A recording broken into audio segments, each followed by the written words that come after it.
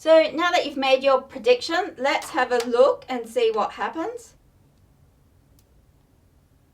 So hopefully you could see and hear the small spark that went between the two metal balls here.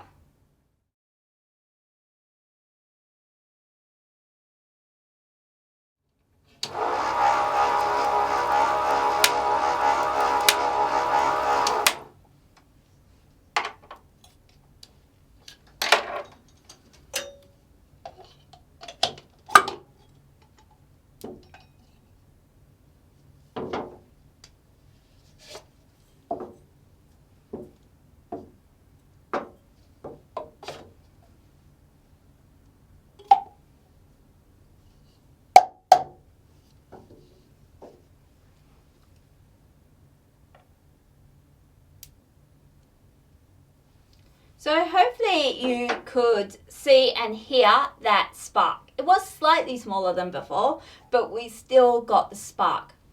So can you now write down your explanation of why we get that spark?